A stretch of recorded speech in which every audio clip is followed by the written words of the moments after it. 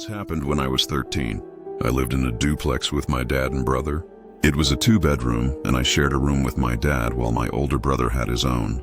It wasn't uncommon for both of them to have plans at night while I stayed home alone playing video games. This night was no different. My dad was probably at a bar and my brother, who knows where.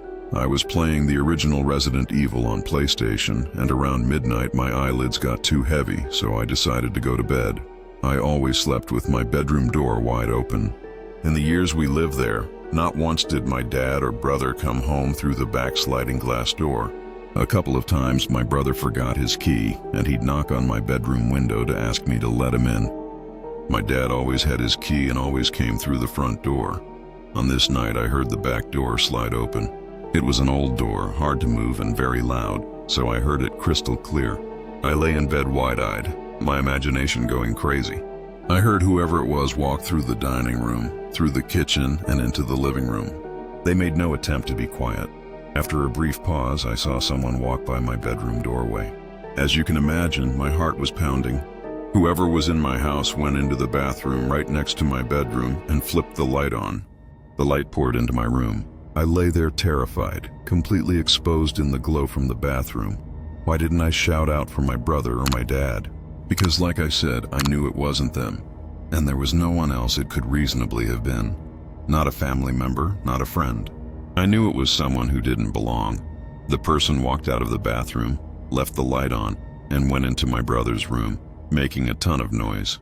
It sounded like they were searching for something. All I could do was lay there shivering. After a few minutes, the person walked by my bedroom again. I expected at any moment a stranger would walk in, but they didn't. Instead, I heard them making noise in the living room, walking around, huffing and puffing. Then they started pacing back and forth past my bedroom repeatedly, into the bathroom and back out, over and over. At the time, I was 100% sure they were messing with me. They knew I was there, whoever they were. I could hear the noises they made. By the sounds and by the huge figure I'd glimpsed walking back and forth, I knew it was a man. He continued walking around each room except the one I was in. And then suddenly I heard him walk back through the house to the back sliding door, open it and leave. I lay there in bed terrified, wondering what the hell had just happened. After a while, sheer exhaustion took over and I fell asleep. In the morning I found my dad and brother at home. I've asked both of them dozens of times, and they swear it wasn't them. Plus, why would either of them go through the back door and then leave again through the back door? This was 21 years ago. I'll never know who it was or why they were there. Nothing was missing either. What still makes me wonder to this day is, why did they never come into my bedroom? The door was wide open, and they walked past it at least 20 times.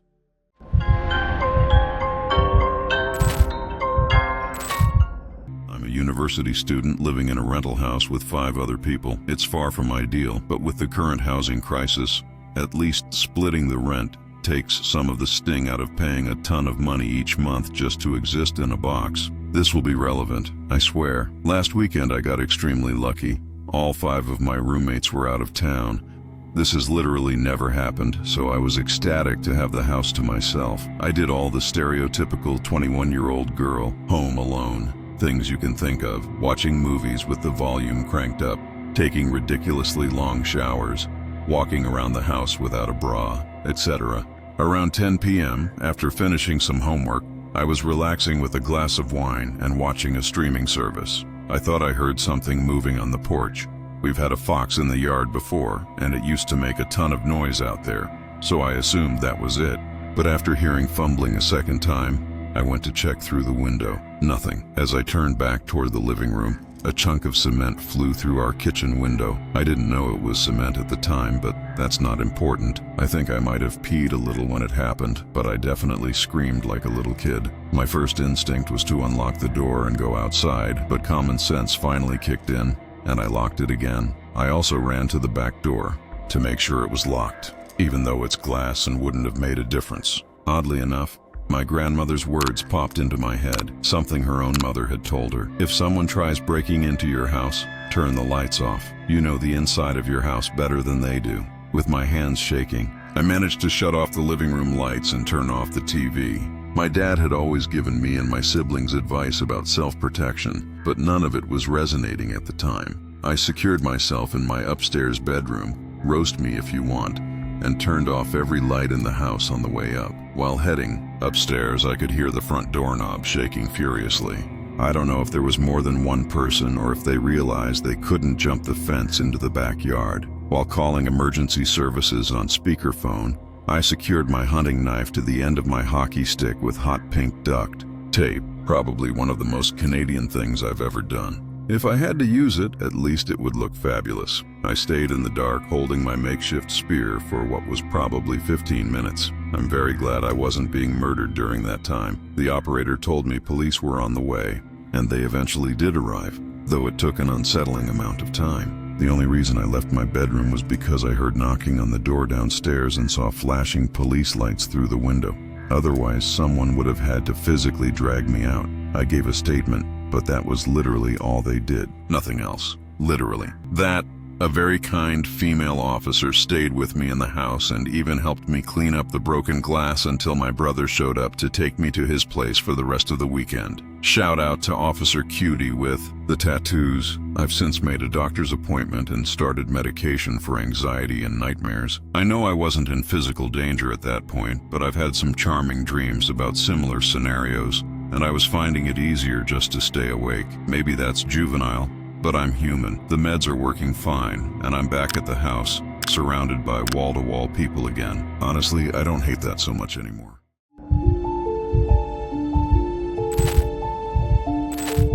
It was the middle of summer, and my parents had left for the weekend to go to our house in Cape Cod. It's about a 2-hour drive away, so it wasn't a big deal for them to leave me alone for a few days. My mom had made some pulled pork and pasta for me to heat up whenever I got hungry, and I had some money if I wanted to order pizza. Everything was fine. The first night I stayed up until 3 a.m. playing Xbox, so I woke up really late the next day. When I checked my phone, it was a little past 1. I had plans to play street hockey with my friends at 3, so I threw myself out of bed and stumbled into the shower. I take really long showers, so when my parents are gone, I go wild. I was in there for about 45 minutes, scrolling through Reddit and Twitter on my phone, when I heard the front door open. The bathroom is directly up the stairs from the back door, and it's loud when it opens and closes. I immediately froze, because obviously I was supposed to be alone.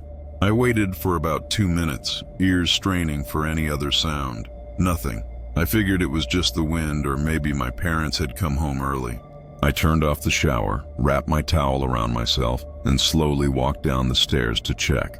The stairs to the kitchen, where the back door is, are narrow and walled in, like a tighter version of a staircase with a wall instead of a rail. I couldn't see into the kitchen as I went down. Even though my house is old and each step creaks loudly, I still took my time and tried to be as quiet as possible. I probably took 45 seconds to walk down all 12 stairs. When I got to the second to last stair, right before I could see around the corner into the kitchen, I took a little breath to compose myself. In my mind, I knew I was being stupid. There obviously wasn't anything in the kitchen.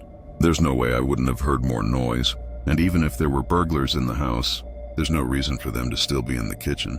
After mentally chastising myself for being such a wuss, I sort of chuckled at how paranoid I was being, walked the last 2 stairs normally, and turned the corner into the kitchen. Standing about 2 feet away from me in the middle of my kitchen was a man staring straight at me, perfectly still, with a massive smile across his face, just staring. The thing I remember most vividly wasn't his face or his smile, but his arms. They weren't just at his sides. He held them in the strangest, most abnormal position I've ever seen. They were where you'd normally hold your arms, but he had rotated them almost completely backwards and lifted them up and a little behind himself. I don't know why this detail burned into my memory, but it was the most demonic, unnatural posture I've ever seen. Honest to God, I think I almost had a heart attack right there.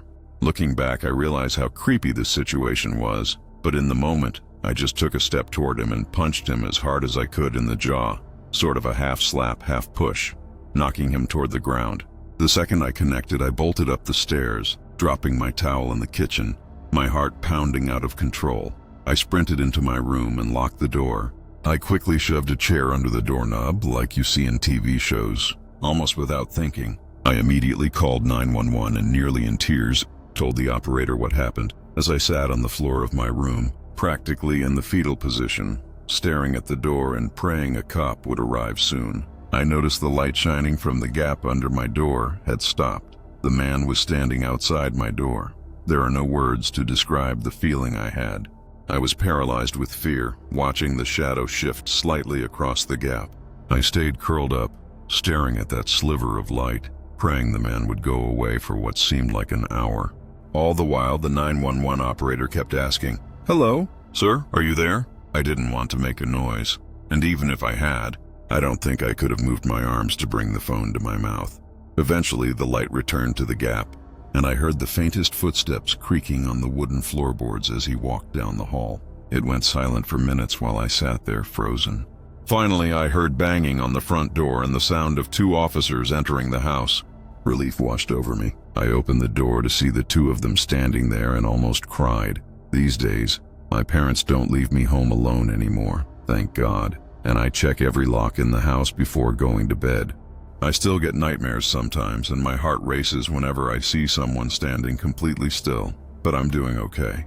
Even after working with sketch artists and looking at lineups, the police never found whoever was in my house. That sends shivers down my spine every time I look outside, half expecting to see him standing across the street smiling under a lamppost. I have no idea who he was or what he wanted, but regardless, let's not meet ever again. Sorry for the length. I've never typed this out before, but it feels good to share. If anyone's interested, I could provide pictures of the things I tried to describe, minus the man in the kitchen, of course, where I was sitting in my room, the kitchen, and the bathroom.